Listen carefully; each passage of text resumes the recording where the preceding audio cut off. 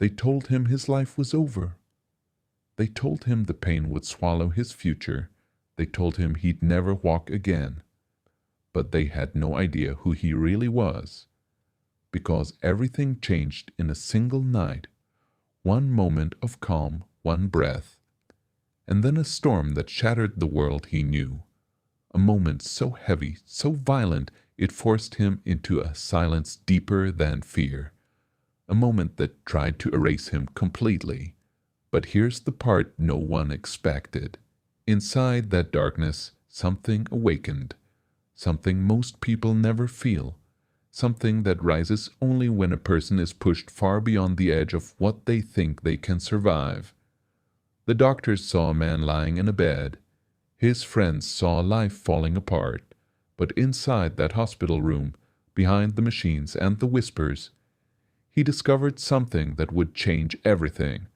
And the truth he found in that place isn't just his truth. It might be yours too. But before we talk about how he stood again, you need to understand what he faced in those first hours, because nothing about his survival made sense, nothing about his recovery followed any familiar path. And what happened inside his mind is the part no one ever talks about. They found him crushed between twisted metal and broken glass, rain dripping through a shattered windshield, his heartbeat fading like a distant drum. Voices echoed around him, panicked, frantic, desperate, but all he could hear was the sound of air slipping from his lungs. When he finally opened his eyes, it wasn't to sunlight or safety. It was to a room filled with shadows, machines humming softly, bandages wrapped around his body like chains, and a silence so thick it pressed against his skull. He tried to speak. Nothing came out. He tried to move. His legs remained as still as stone. Doctors stood over him with expressions that pierced deeper than any wound. Not anger, not disappointment, something far heavier. The look of people preparing to deliver a truth that breaks a person from the inside out. But here's the strange part, the part that still puzzles everyone who hears his story. Even in that moment, before he understood the extent of the damage, before he knew what the doctors were about to say, he felt something watching him. Not a person, not a presence in the room. A force inside him. A silent fire that flickered in the darkness, refusing to disappear. He didn't know it yet, but that fire would become the single reason his story didn't end on that hospital bed. The reason his name would one day be whispered in rehab centers, shared in late-night conversations, and told to people who feel like they have run out of strength. Because the moment he opened his eyes after the crash, two battles began, the one against his broken body, and the one against the voice inside that wanted him to surrender. Before everything was torn apart, he was just like anyone else. A man named Daniel, 27 years old, living a life that felt ordinary on the surface, while carrying storms inside his mind that no one ever saw. He was the kind of person people called strong without understanding the weight he carried. The kind of man who smiled even when exhaustion crept behind his eyes. He worked long hours, chased deadlines, ignored his own needs, always telling himself he'd rest later. He'd focus on his dreams later. He'd slow down one day, but later never came, because Daniel lived with a quiet belief that he had more time, that life would wait for him, that the world would grant him space to figure things out. What no one knew was that Daniel battled private fears every single day, the fear of failing, the fear of wasting his potential, the fear of looking back and realizing he never became the man he imagined. He wanted to do more, he wanted to be more, but he kept postponing his breakthrough, pushing it deeper into the future as if tomorrow was guaranteed. And that night, the night his life was rewritten, he felt something strange as he drove down that rain-soaked road, a heaviness in his chest, a thought he couldn't shake, a whisper telling him that he wasn't living the life he was meant for. Not yet. In many ways, Daniel was no different from the people watching this right now, drifting between who they are and who they know they could be, if only they found the courage to step into their own story. But life has a way of forcing us into the battles we avoid, sometimes gently, sometimes brutally. Daniel always assumed he had time to grow, time to become stronger, time to choose a new path. He didn't realize that life was about to make that choice for him, a choice that would strip him down to nothing and reveal who he truly was beneath everything he thought he needed. That night, the city felt different. Rain didn't fall, it slammed against the streets like a warning. Wind didn't whisper, it howled like something was being hunted. And Daniel, exhausted and lost in thought, drove straight into a fate he never saw coming.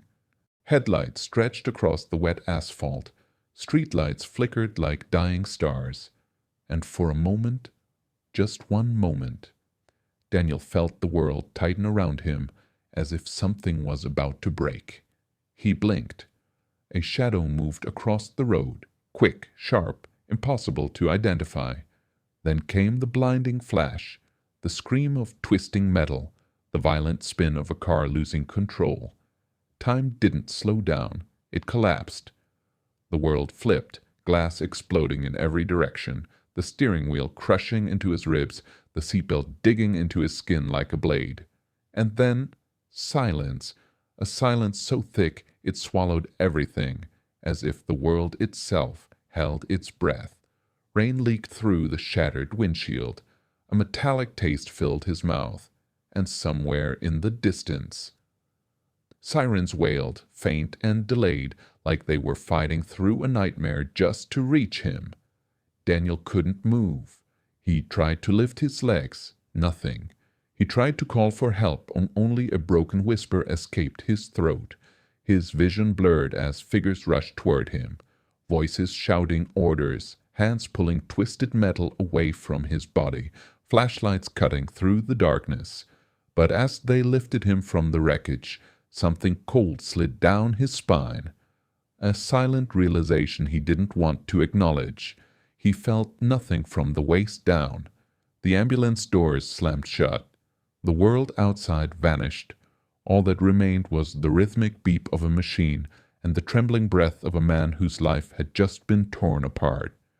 When Daniel woke again, it was under the dim glow of hospital lights. The air smelled like alcohol and metal. Shadows clung to the corners of the room. Machines hummed with a steady, heartless rhythm. He tried to lift his leg. It didn't respond. He tried again, harder, his face tightening with panic. Nothing. His heartbeat spiked. Monitors began to beep faster. Nurses rushed in, calming him, holding him still. But how do you calm a man who suddenly feels trapped inside his own body? Daniel's voice cracked as he tried to speak.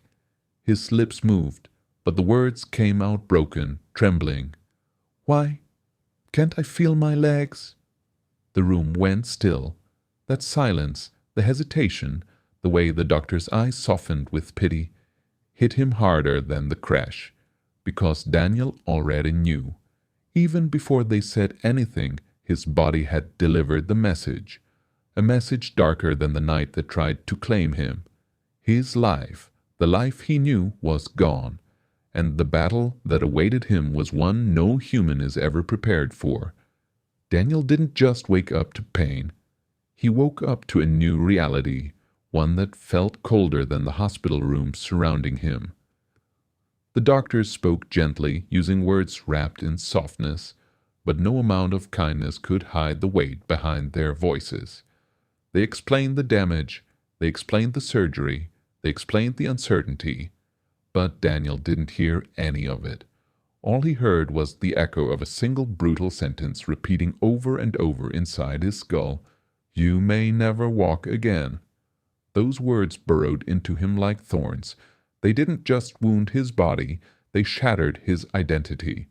Days blurred into nights. Nights stretched into long, suffocating hours, filled with a silence that crawled across the walls. He stared at the ceiling for so long he could trace every crack with his eyes closed. He watched the world move around him while he remained trapped in stillness. Nurses came and went. Visitors tried to smile. But inside, Daniel was collapsing, quietly, silently, dangerously. He stopped eating, stopped speaking, stopped engaging. People told him he needed rest. They didn't understand that rest is impossible when your mind becomes your own enemy.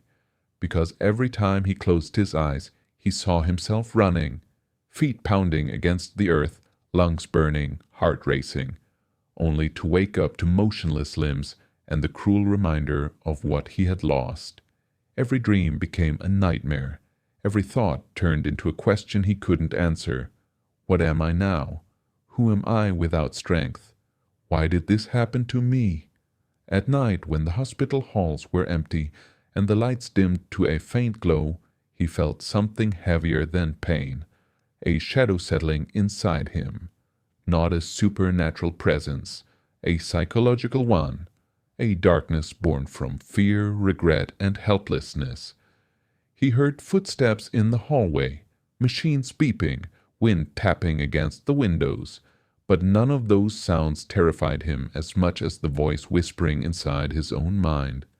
This is it. This is the end of your story. He began pushing people away. When his family tried to encourage him, he looked past them like they weren't even there. When nurses asked if he needed anything, he shook his head, even though he did. He felt ashamed, ashamed of being dependent, ashamed of being weak, ashamed of the man he saw in the mirror whenever they brought one to help him shave. One morning a therapist entered the room and tried to lift his spirits. She spoke about hope, progress, determination. Daniel didn't answer. He stared at his legs, still, lifeless, foreign, as if they belonged to someone else. Because the truth was simple and devastating. Daniel wasn't just injured. He was broken, not physically, emotionally, mentally, spiritually. The crash had shattered his bones, but the aftermath threatened to shatter something far more important, his will to fight. Then came the night that pushed Daniel to the very edge. A night so silent, it felt like the world had forgotten him. Rain pattered against the thin hospital window, each drop echoing through the room like a distant clock counting down. The hallways were empty. The lights dimmed to a faint, eerie glow. Machines hummed softly, their cold rhythms the only reminder that life was still moving, even if he wasn't. Daniel lay awake, staring at the ceiling, feeling the weight of his paralysis like a chain wrapped around his chest. His thoughts spiraled deeper and darker until they became something unrecognizable. He began wondering if this was his punishment for all the dreams he postponed, all the risks he never took, all the years he spent shrinking himself to make everyone else comfortable. And then the fear came, not the fear of never walking again, but the fear of becoming a man who stopped fighting long before his life was over. His breathing grew heavy. His mind grew louder. He felt trapped inside his own skin, a prisoner with no door to escape through. He whispered into the darkness, "Why me? Why now?" No answer came, only the steady beeping of a machine that didn't care about his pain, and in that moment Daniel felt something break. Not a bone, not a muscle, something deeper, the thin line between holding on and giving up. He shut his eyes, and for the first time since the accident, he allowed himself to imagine a life where he never recovered, a life where everything he wanted slipped permanently out of his reach. But just as he began sinking into that thought, something unexpected shattered the silence. A voice, soft, shaky, coming from the room next door. It was a child, a young boy fighting through pain of his own. Daniel held his breath and listened. Through the quiet sobs, he heard the boy whisper, "Dad said I'll walk again. I have to believe him." A simple sentence, fragile, innocent, but powerful enough to rip through the darkness that had been choking Daniel for days. because in that moment something inside him shifted, the way a spark flares to life in the middle of a cold, abandoned forest. He felt it, a flicker of heat beneath the weight of his despair. It wasn't hope, not yet. It was something smaller but somehow stronger, refusal, the refusal to surrender, the refusal to let a child fight harder than he was willing to, the refusal to let his story end in a bed when he had dreamt for years of becoming more than the man he had been. Daniel stared at the ceiling again, but this time his eyes didn't blur. They sharpened, and the thought that entered his mind would become the foundation of everything he was about to do. If that child can believe, then so can I. He didn't know it yet, but that single flicker, born from the courage of a stranger, was the beginning of his comeback, a comeback the world wasn't prepared for. The next morning, Daniel woke with something he hadn't felt since the accident, a purpose that didn't depend on whether his body was ready, only whether his mind was. He didn't rise with confidence. He didn't rise with certainty. He rose with a decision, a quiet one, a small one. But small decisions, when repeated, become movements, and movements become miracles. A physical therapist entered his room, carrying a clipboard and a cautious smile. She expected the same broken man from the day before, the one who barely spoke, the one whose eyes had drowned beneath a tide of regret. But Daniel surprised her. "Let's try again today," he said. His voice was weak, but his intent was unmistakable. The therapist nodded, not because she believed he was ready, but because she saw something in his expression, a sharpness returning, a fire crawling back through the ashes. They lifted him from the bed, his arms clinging to the rails, his hands trembling like a man holding onto the last branch above a cliff. His legs hung beneath him, motionless, silent, stubborn. The therapist guided him gently. "Try to move your toes," she whispered. Daniel closed his eyes, focused, pushed every ounce of will he had toward a part of his body that felt completely disconnected. Nothing. Again, he whispered to himself. He tried and failed, tried and failed, tried, and still nothing. Minutes felt like hours. Sweat rolled down his face. His arms shook. Every muscle above his waist burned with exhaustion, but he refused to stop. Something inside him, that flicker from the night before, refused to die. On the 10th attempt, just as he began to think he was imagining the effort, he felt the faintest twitch. It was so small the therapist almost missed it. So subtle it could have been a shadow of movement rather than movement itself. But Daniel felt it. A spark, so tiny, so fragile, yet powerful enough to send chills up his spine. The therapist gasped softly, her eyes widening. "Do it again," she said. He tried, and the twitch returned, a whisper of strength awakening after being silent for far too long. Most people wouldn't celebrate something so small. Most people wouldn't even believe it mattered. But to Daniel, that twitch was a thunderclap, because it meant one thing: his body wasn't done, and neither was he. The next days became a war. His arms ached, his chest burned, his legs refused to cooperate more often than they obeyed. There were mornings he couldn't lift himself, afternoons he wanted to scream. Nights he lay awake questioning everything. But every day he returned to those parallel bars. Every day he tried again. And every time his legs trembled, every time his balance faltered, every time he fell into the therapist's arms, he stood back up, not because he was strong, but because he was becoming strong. Slowly, painfully, relentlessly, the twitch became a small step of resistance. Resistance became activation. Activation became the first hint of movement. The world didn't see it. The doctors didn't expect it. His friends didn't know it. But inside that dim rehab room, Daniel was building something no one had prepared him for: momentum. Weeks passed. Pain became a constant companion, a sharp reminder of how far he still had to go and how far he had already come. Some days Daniel made progress. Other days he slipped backward, his legs refusing to respond as if mocking the hope he carried. But he kept showing up.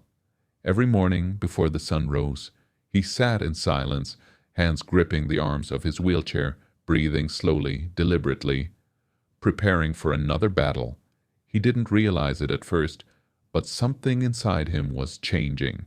He was no longer fighting the injury. He was fighting the version of himself who believed he wasn't capable of rising again. And one afternoon, after a session so brutal he nearly passed out, Daniel experienced the moment that would define everything. He had fallen 4 times that day. His legs buckled beneath him, his arms shook violently. He clung to the parallel bars like a man holding on to the edge of a cliff. His therapist urged him to rest. His body begged him to stop. His mind screamed that he had reached his limit. But Daniel wasn't listening to his body anymore. He wasn't listening to fear. He wasn't listening to doubt. He was listening to something else. Something that had been whispering to him ever since he heard that boy in the next room. He pushed himself upright, sweat dripping, vision blurring, and for the first time since the accident, he looked at his reflection in the mirror. Really looked. He didn't see the man in the bed. He didn't see the victim of a crash.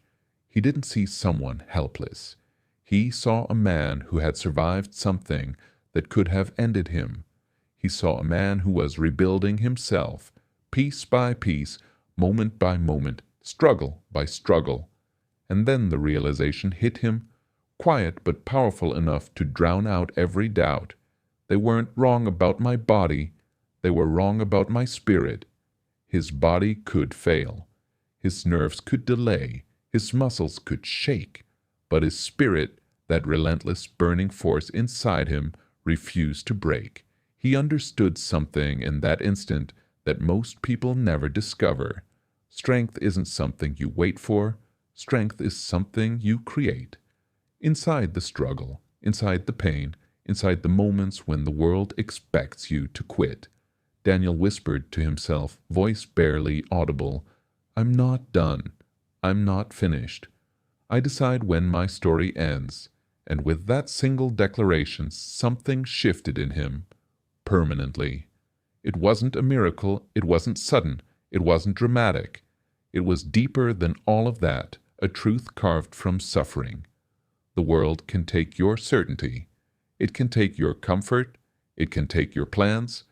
But it cannot take your will unless you hand it over. The breakthrough didn't happen on a day filled with applause. It didn't happen in front of a cheering crowd. It didn't even happen when he felt strong. It happened on a quiet morning when the sky outside the hospital was painted with a pale, tired light, the kind of morning that doesn't promise anything special. The kind of morning that asks you, are you willing to fight even when you don't feel ready? Daniel woke before sunrise. He sat up in his bed, breathing slowly, feeling the familiar weight of exhaustion press into his shoulders. His body hurt. His mind was tired. And yet, something in him felt different. Still focused, certain. The therapist entered the room expecting another routine session. She didn't know that today wasn't going to be routine at all. Daniel met her eyes and said quietly, "I want to stand today." Not try, not practice, not prepare for. Stand. She hesitated. He had tried before. He had collapsed before. His legs were still unpredictable, but there was something in his voice she couldn't argue with. They wheeled him to the parallel bars. The room felt colder than usual. The air thick, the silence sharp. Daniel placed his trembling hands on the rails. His arms tightened. His shoulders locked. He felt every scar, every ache, every memory of pain surge through him at once. Then he pushed. The world seemed to freeze. Every second stretched thin, like reality itself was holding its breath. His legs shook violently. A burning sensation shot through his spine. Sweat dripped into his eyes. His jaw clenched. He almost gave in to the instinct to sit back down. But he didn't. He kept lifting inch by inch, fighting gravity, fighting fear, fighting the version of himself that once believed this moment would never come. And then, slowly, painfully, unbelievably, his body rose, his feet anchored, his knees locked, his back straightened. He was standing. The therapist covered her mouth, eyes wide. The room fell into a silence so pure it felt like the universe itself was acknowledging him. Daniel wasn't just standing on legs the world had counted out. He was standing on determination, on discipline, on every silent battle he had fought when no one was watching. His arms trembled, his balance wavered, but he stayed up. He stayed tall. He stayed present. A tear slid down his cheek, not from pain, but from recognition that he had done something people said he would never do again. Recognition that the impossible is only impossible until someone refuses to accept it. He took a breath, a long one, a deep one, and with the entire weight of his journey behind him, Daniel shifted his foot forward. One step, small, unsteady, shaking, but a step that rewrote his story, a step that defied every prediction, a step that carried the strength of every moment he refused to give up. And in that moment, Daniel didn't just walk, he returned to himself.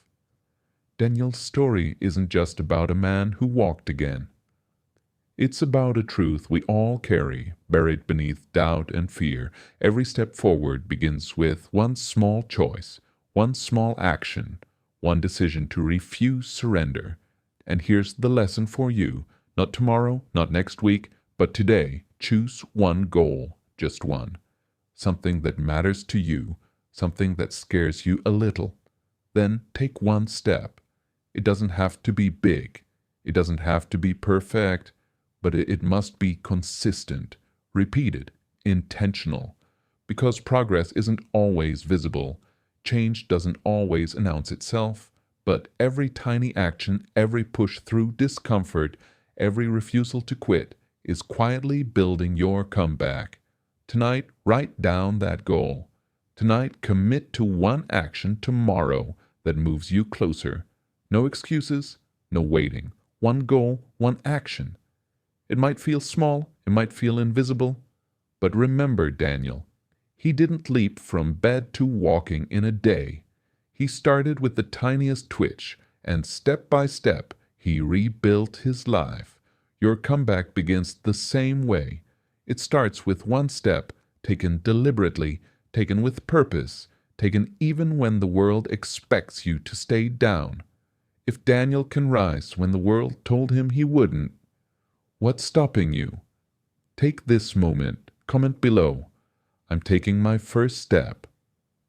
Share your commitment, your action, your choice to fight back, because every story begins with the courage to start, and I promise I'll be reading every single one. They said he'd never walk again. The world wrote his ending for him, but he refused to accept it.